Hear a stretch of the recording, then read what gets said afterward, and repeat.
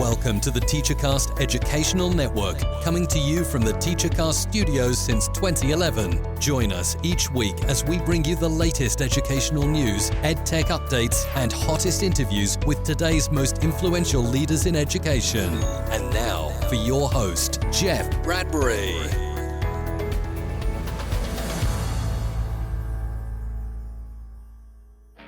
Hello, everybody, and welcome to the TeacherCast Educational Network. My name is Jeff Bradbury. Thank you so much for joining us today and making TeacherCast your home for professional development. This is Ask the Tech Coach podcast, episode number 67. Today, we're going to be talking about the importance of having your school district buy into your EdTech integration plan. We've been talking all month of October about our EdTech integration plans. Why is it important? How do you put it together? How do you make it standards-based? And today we are putting a bow on the entire conversation. I have a fantastic guest who is an administrator, and he's going to be talking to us about what happens on his side of the desk when it comes to digital integration in the classrooms. Before we bring our guest on today, I want to say to you guys, thank you so much for a fantastic month of October. We've had some great shows all about EdTech integration plans, and we want to say thank you to everybody who gave us great feedback, shared out all of our stuff on Facebook, Twitter, Pinterest, Instagram, all those great channels. And of course, has stopped on over to AskTheTechCoach.com. We certainly thank you guys for your support, and we are looking forward to a great month of November, where we're going to be switching gears a little bit, and we're going to be talking all about the things that teachers can do if they're a little timid with technology and the ways that we can help them. We'll talk a little bit more about that at the end of the podcast. But first, I want to bring on my guest. You heard him on this show a few weeks ago, Mr. Josh Stamper. Josh, how are you today? Welcome to the show. Hey, Jeff. Thank you for having me on the show again. Thank you so much for being here. Tell us a little bit about yourself. How is that amazing podcast of yours? Yeah, so I'm the host and creator of the Aspire podcast, and I had the Teach Better team on for the last 2 episodes, and really happy to have them on since I'm going to be at their conference coming up in the first part of November. And I'm also an administrator at a middle school in the North Texas area. You, of course, are going to the Teach Better conference. I am so jealous. Tell us a little bit about the conference. What will you be doing there? Yeah, so I'm going to be actually broadcasting my podcast on the Podcasters Row, and hopefully have an opportunity to interview a whole host of guests there. Then I'll also be presenting on restorative practices and trauma-informed practices also. That is a nice topic. And you are a middle school assistant principal, which is exactly why I have you here today to talk about what does an administrator see when they talk to tech coaches? What does an administrator see when it comes to putting together an EdTech integration plan? Josh, we've been talking all month about putting together a solid vision. From your desk, from that admin's desk, talk to us a little bit about the relationship that administrators need to have with their tech coaches when it comes to creating a unified vision for what classroom learning looks like. Yeah, so when a tech coach comes with a vision, obviously we want to listen to everything that they have because they're the expert in their field. However, as an administrator, we have other things that we need to think about too in regards to budgetary issues or even just devices that we have on our campus. A lot of times tech coaches have amazing visions about what they want to implement on the campus. However, there sometimes are some roadblocks. So it's just determining what those roadblocks are so that we can have kind of a unified force. So sometimes tech coaches have an amazing vision as far as what they want to implement, but unfortunately, as an administrator, you can't always say yes. And why not? Well, I mean, for instance, like we have a tech coach on our campus, and he has all these amazing ideas, but just in regards to devices, we're not a one-to-one campus yet. Our district is moving into that direction, but however, the things that he's wanting to do and implement into the classroom requires every student to have a device. And unfortunately, at this time, we're not able to implement those things. Now, once those things get put on our campus over the summer, next year, then we can say yes. But for right now, we're just saying no, but it's not a no forever. It's just until we can get the devices on our campus. Now, Josh, one of the things that we know from talking to our audience out there is that we have tech coaches that are in one building. We have tech coaches listening here that are in multiple buildings. We have tech coaches that are full-time teachers with tech coach responsibilities. And I really want to talk to you today about this idea of not only creating a school buy-in, but a district buy-in. You see, so many times tech coaches come to us here, especially on our Mastermind program, and they say one building treats me differently than another building, or one building has completely different responsibilities for me than another building. And, you know, where tech coaches can't push principals or change principals, we can at least figure out how to get an entire district to agree on what is that role of the tech coach. Really, that's really been what the big deal of this month is how do we define what we are and what we do. Now, your tech coach, tell us a little bit about the relationship here. Is that tech coach only in your building? Is it a single tech coach? Is it a tech coach teacher? What is the person who's in front of you doing each day? Sure. So on my campus right now, we're actually sharing him with another campus. So he is on our campus 3 days a week. The other campus, he's on 2 days a week. So because we're a little bit larger of a campus and have a little bit more needs, the district provided us with 3 days a week on our campus. So it's a little bit different of a model than my last school district where we had one tech coach for our campus. And when it comes to putting these together, and you know, again, feel free to talk general here if you need to. Sure. Do administrators talk to each other about their tech coaches? I mean, when you go to conferences, when you have bigger admin meetings, do you sit there and go, hey, do you have a tech coach and what do you use them for? Or is that just not one of those things? Because I know in the tech coach world, we always look at each other and say, what does your principal want from you? Is it the same on your end of the desk? So there's not too many conversations, I would say, as far as the tech coach, unless it's specifically about technology and how you're implementing that technology onto the campus. That's when it's more brought up. Now, I will say some principals are way more passionate about technology than others, and I think that's where some of that frustration may come in, especially if you are a tech coach that is serving multiple campuses. Because, like you said, I think our campus is pretty technology heavy in what we want implemented on the campus. So of course we're going to lean on our tech coach more so than potentially the other campus that he services. So I could easily see, you know, if you are a tech coach on multiple campuses, being frustrated with the leadership due to how passionate they are about that subject matter. Is it okay for one building to have I don't want to use this word, but I'll say completely different concept of what a tech coach should be than another school in that same district? Well, I think that's where the district vision comes in. I think if you have a very intentional vision in regards to technology at the district level, and that expectation is trickled down to all of your campuses where that is the expectation, and there's some accountability there, I think that obviously will be better for a tech coach versus if it's just the autonomy of the campus principal to really utilize the tech coach.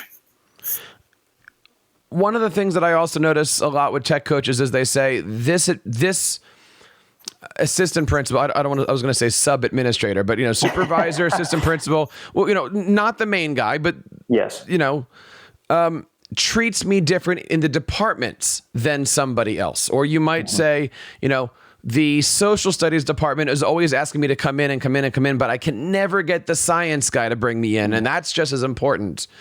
There's got to be some unification within a building at least, right? Yeah.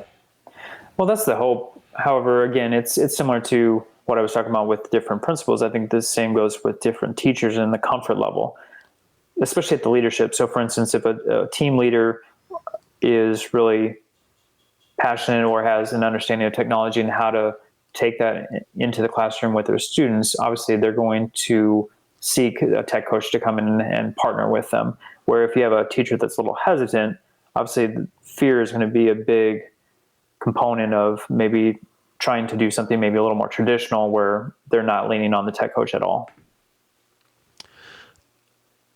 When we're looking at things, I know I've been very successful with my school districts of going up to the principal and saying, I would love to see your vision. And we talked last time you were on the show about having those meaningful conversations, but I don't think we got too far into doing walkthroughs. Because a lot of times with a principal, you have to go into classrooms, you're doing your walkthroughs, you got people you're observing, all those different things. But it's difficult for that tech coach to stand next to a principal and walk into a classroom. You don't want to be the principal's little buddy. You want to stand on your own 2 feet. Yes. And you're certainly not an administrator in a judging or administrative role.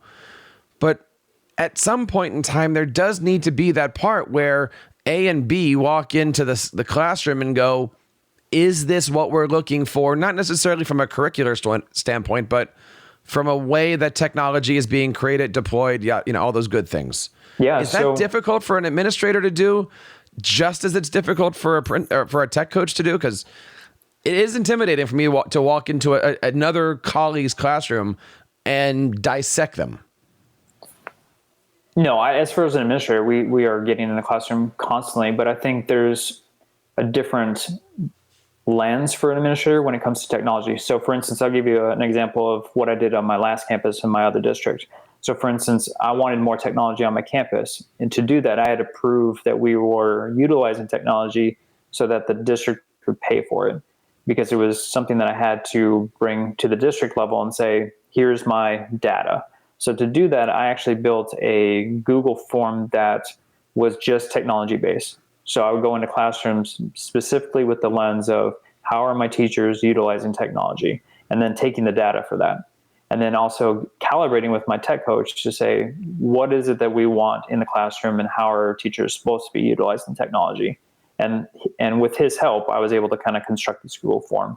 So then when I went into classrooms, I was just gathering data based on technology and only technology and how they were utilizing that with the students. So that way I could take it to the district. And based on that data, then I was thankfully granted money so I can purchase more technology. Now, did your teachers know the score sheet that you had in front of you, or is that just something that you had for yourself with the conversations you had with other admins, your tech coach, etc.? So originally I did not tell them, and I was going through. However, to be honest, I got frustrated with the fact that there was not very much technology being utilized.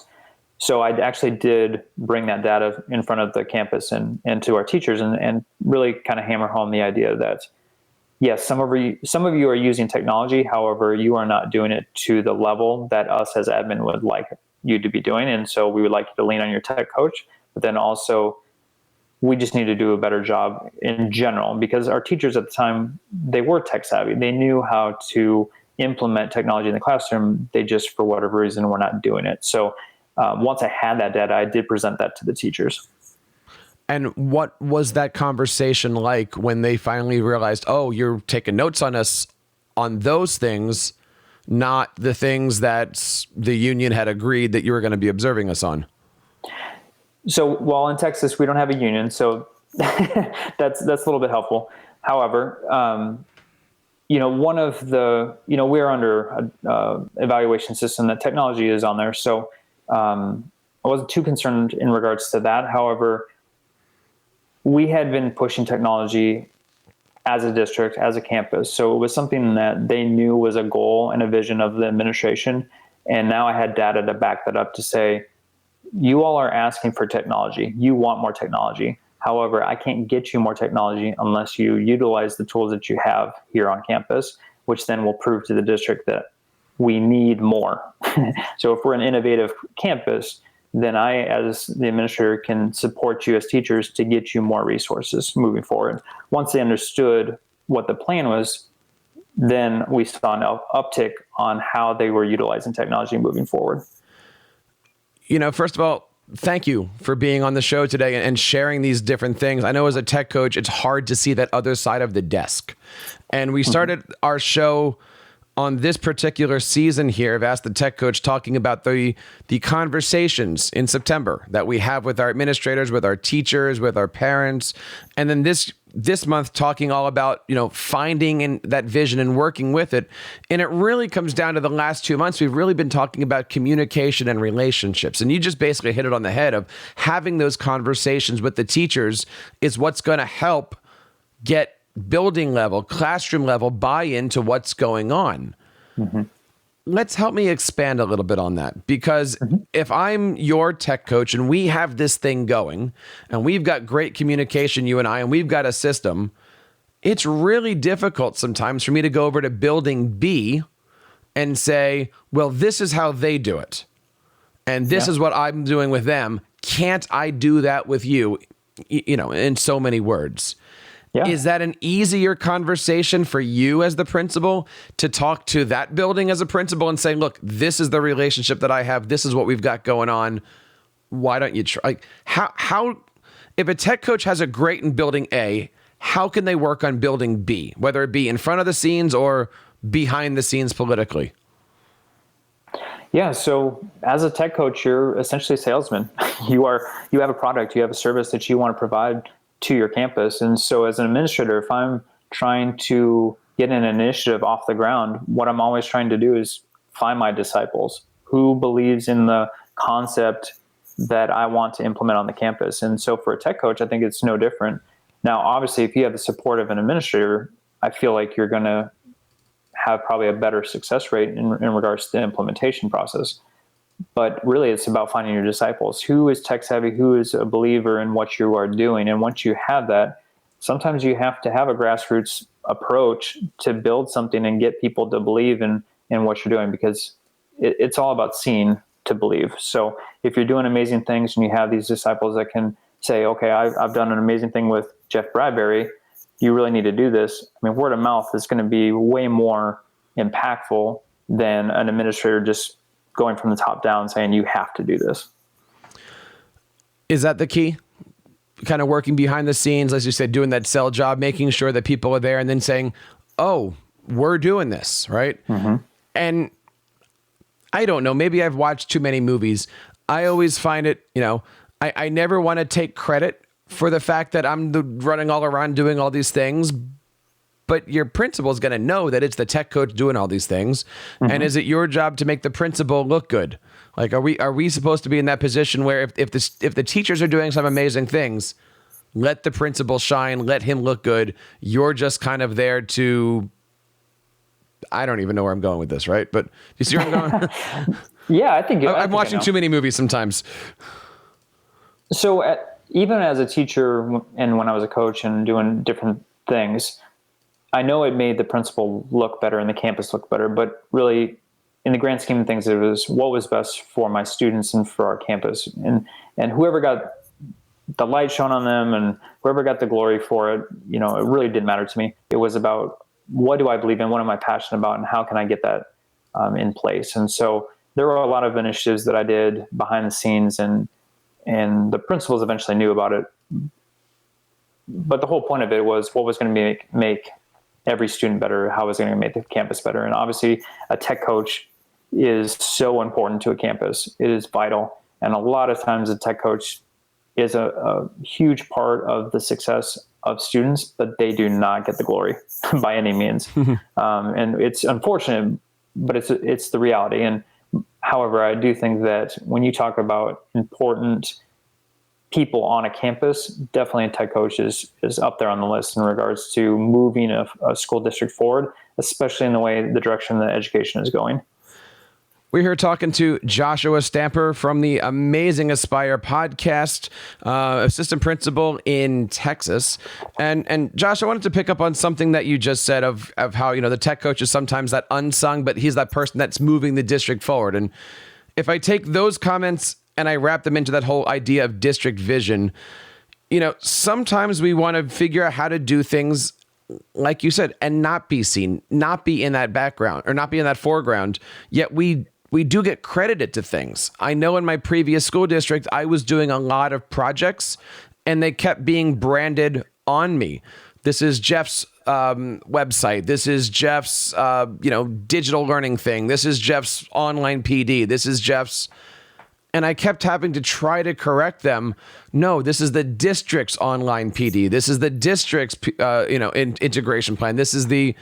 I'm the one that's building it for everybody, and everyone else is looking at it going, that's Jeff's thing. And I'm going, I've always looked at that and said, if it's Jeff's thing, then the district isn't buying into it. And I kept saying, no, this is the district's website. This is the district's plan. This is on one hand, it was kind of cool that everybody knew that Jeff did it. And, you get that little kick. But at the bottom line, at the end of the day, it's not Jeff's thing. Jeff just happens to be the one building it. Mm-hmm.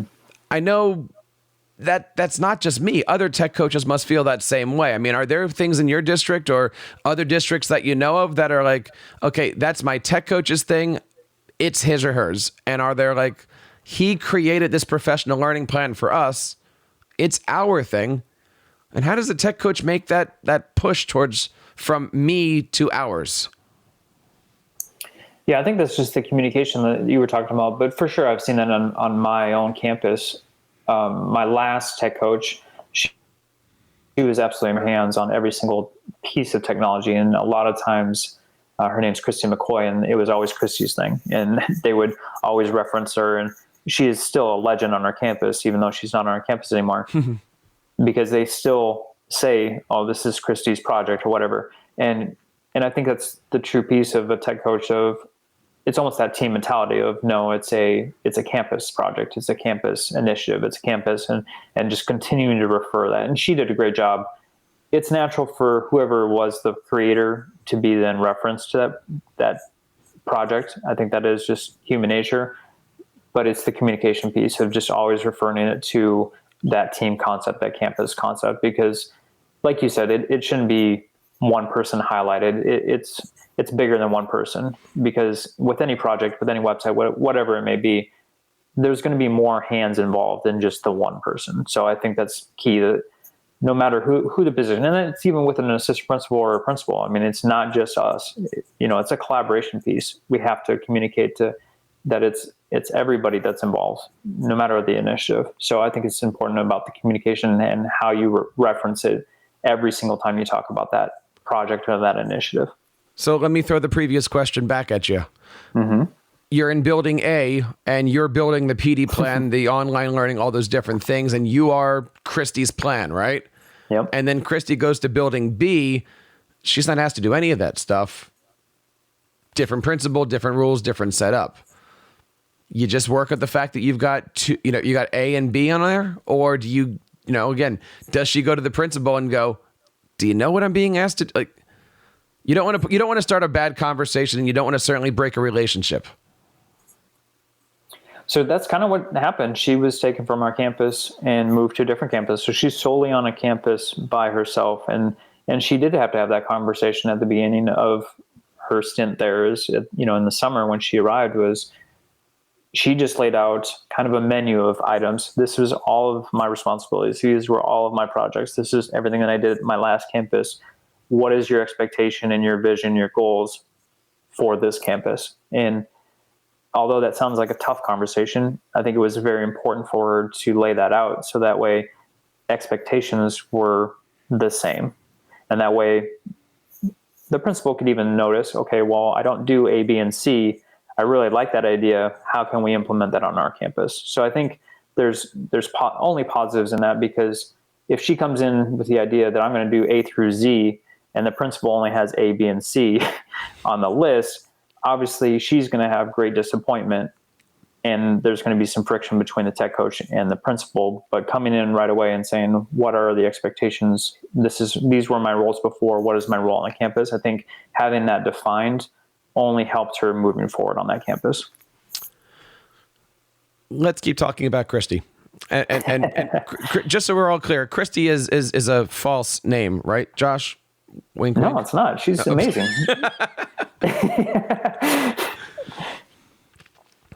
Many tech coaches come and especially in our mastermind, things that we talk about, it's, I do these great things, or I'm in need of doing things. How does your tech coach report back? Right? Because if you're going to have district buy-in, there's got to be some form of, we created this thing, and here's the repercussions of it. Here's the final goal. Here's the final project. I'm going to present it to the district. I'm going to present it to the community. How does your tech coach present what they've done at that? What's that final product look like? Do they make it onto a website, put it in a PDF, slide presentation? How at the end of the year does that tech coach say, this is what I've done. This was where our vision was. This is how we got there. Like, what's that final outcome for you guys? I don't think the medium actually really matters so much as though it looks professional and there's a clear communication in regards to what that end goal is, or what that project was, whatever it is that they're trying to communicate to the district. I think if you're trying to get to the district level, you're going to have the support of the principal, obviously, to have that clear line of communication and to allow the district to understand that there's backing at the leadership level. I think a tech coach just doing it on their own, obviously, they're not going to have the same clout as they would if they have the support of the administrative staff. So obviously, you have to have an administration that believes in you, has seen success, and is pushing that toward the district. I think the medium could be any of the things that you said. Honestly, the district folks, for the most part, they just want to see something that looks professional. It's concise. It's not too much information. It gets to the point, and it sells them on the benefit of whatever the program is. Before I let you go, I want to talk a little bit about something that I know you enjoy talking about, which is public relations, creating things that are going to be put out there in the community. Clearly, you've got an amazing website. You've got an amazing podcast that is not, it's doing some great things as far as showing off and showcasing great educators. Talk to us a little bit about your podcast. I know it's not directly related to being an assistant principal or but it is a leadership show that shows off some of the great things that are happening in other people's school districts. What is the importance of communication in not only the school building, but in the community when it comes to showing off that EdTech plan? First, talk about your podcast. Then let's go into that question, actually. Sure. So my podcast is on leadership development, and that was constructed based on actually the need I saw in my last district. Every campus I've been a part of, there's been at least 5, 6, 7 different people that want to get into leadership at an administrative level or district level. And based on the trainings that I was doing at the district, I was seeing hundreds of educators come and just want more and more information. However, they weren't getting it on their campus. And so I wanted to give some PD to aspiring leaders. And so I felt like the podcast was an avenue to do that. So that's the whole reason I do the podcast. In regards to the communication for a tech coach, I think obviously that's really important. And that can be done in a lot of different ways. I know you've talked about a newsletter in the past on the podcast. And I think just what our own tech coach has constructed this last year has been instrumental in regards to getting information out, be it to our parents, to our teachers, to our community. And I think that's one huge avenue. I know, like, you are building a website. I know websites are a huge piece, but then also social media. What is your social media presence and the branding, and how are you getting information to celebrate not only your teachers, but your students, and really tell a story more than just pushing out information about your campus? You said it, branding, communication, making sure that people see the vision. These are the things that we've been talking about this entire month of October. And again, it really started into September. If you're just now checking out Ask the Tech Coach for the first time, I urge you guys, go on back to our September shows, 62, 63, 64, and listen to the entire series that we've done this entire school year to get a great vision of not only what is a tech coach, how to be a tech coach, but really, we've now done a complete cycle of how to find that tech coaching vision, work with your administrators, work with your district, put that EdTech integration plan together.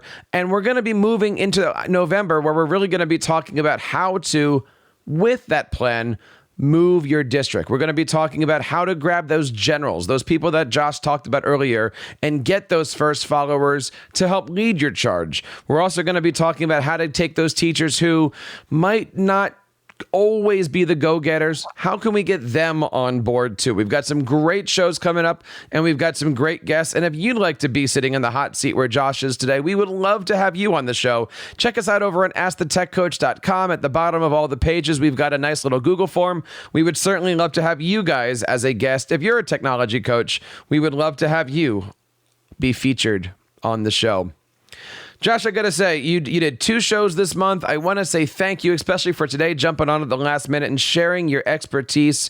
I know the one thing I want to wrap up here is all the PD that you do outside of your district, I know gets also focused on the PD that you do in your district. One of the things that I often get asked from our tech coaches is, should tech coaches be seen as future administrators? And when it comes to those relationships, should a tech coach go to a principal and say, mentor me, I'm on my way up? Or is that a scary thing for a tech coach to walk in and say, I'm here in my position as a tech coach, but I'm letting you know now, I want out and I want your desk. How do you have those conversations? Because clearly, as a principal, you had that conversation with somebody. How do we have those conversations? Yeah, so I think, yes, to answer that question, yes, and yes. So I was an art teacher. I think if that shows anything to a tech coach, that shows that anyone can be an administrator. I know there's not a whole lot of art teachers out there that are administrators, but what that shows you is that the job is bigger than just one subject. So just because you're an English teacher doesn't mean that you're a better leader. Anyone can be a leader. And honestly, a tech coach is a leader on a campus. They are leading a charge in regards to technology. So to answer that question, yes, I think that for sure can happen. In regards to the communication, as an administrator, I'm always looking to grow more leaders. So I'm seeking more folks to say, I want to become an administrator someday. Because honestly, as an administrator, I'm looking to lean on other folks to do a whole host of different aspects of the campus. I can't lead a campus by myself. It requires a leadership team. And so if a tech coach says, yes, I want to become an administrator one day, I, of course, would be ecstatic, because that just means I have one more leader I can put into and grow to help them succeed and get to their goal. I think that's the best answer. If you're a tech coach out there, I urge you guys, find an administrator, become a mentor, get that relationship going. That is one of the best and easy ways I find to break down those walls and to get those conversations. And it might even make your tech coaching a little bit easier. Wouldn't you say, Josh? Oh, most definitely. To have those conversations. Now, is it important for a tech coach to continue to call you Mr. Stamper? Or if you're having those mentor relationships, does she call you John? Like what are those, what can we look forward to when we're having those mentor-mentee kind of relationships? Because I got to tell you, the principals that say, call me Mr., those are different than the principals that just say, hey, when no one's around, my name is Josh. Yeah, I don't have that as a requirement by any means. All my teachers, all my staff can call me Josh. So that is not something that I require. I mean, when we are in a professional setting with students, of course, that's different. But just in my office, yeah, it's especially if it's a mentor and mentee relationship. Definitely, that's a different level. I am feeding into their goals and their professional aspirations. So obviously, that's a different relationship, a deeper relationship. So whenever I'm mentoring someone, yeah, it's not Mr. Stamper by any means. It's Joshua, and we're getting to a whole different level as far as what leadership looks like, breaking down them as a person, as an aspiring leader, and what that looks like. So yeah, that's a very different relationship. And that is certainly something that we're going to be talking about this year on Ask the Tech Coach. Check out all the great stuff over at AskTheTechCoach.com. You can subscribe to our podcast on all the major podcasting platforms. And don't forget to check out our section on AskTheTechCoach.com of all of our freebies, where you can check out all of our templates and other downloads. Of course, next month, we're going to be having our Mastermind meeting in the middle of November. We're going to have a great month. You can check out everything over at teachercast.net/mastermind and learn how to up your game in your school district today. Josh, I'll give you the last word here. Advice for tech coaches that are looking to consolidate what they do in their district to really help move not just one building, but every building forward. What's that best piece of advice that you can leave with us today? You said in regards to the entire district? Yep. So I would say just to tap into one or two concepts, because I think as a tech coach, I think it's so easy to listen to every single teacher and their needs. And I think it can be jumbled. I think if you are able to really hone in on what are the main concepts for the district level, it's going to then keep everything in a nice lane in regards to what are the campus needs, and then how can you funnel that down into the teacher. I think if you just listen to every single individual, you are just going to have just a jumbled perception of the needs. And I think it's going to make the transition much more difficult at the campus level. That is such good advice. And we want to know what you guys are thinking. Check us out over on Twitter at Ask the Tech Coach. Guys, next week we're going to be having episode number 68. It's going to be dropping on November 4th. And our topic is going to be 4 ways to encourage tech integration for all staff members. I know that's hot for tech coaches. I know that's hot for principals too. So tell your friends to subscribe to our show, and you can check us out every single Monday. I want to say one more time, thanks to our good friend Josh Stamper from the Aspire podcast. You can find him over at joshstamper.com and check out his gorgeous, beautiful, exciting website. So on behalf of Josh and everybody here in the TeacherCast Educational Network, my name is Jeff Bradbury, reminding you to keep up the great work in your classrooms and continue sharing your passions with your students. You've been listening to the TeacherCast Educational Network, hosted by Jeff Bradbury. Please reach out to the show with all of your questions on Twitter at TeacherCast or online at www.teachercast.net. Be sure to subscribe to our podcast so you don't miss any future episodes. And please take a moment to write a review in the App Store.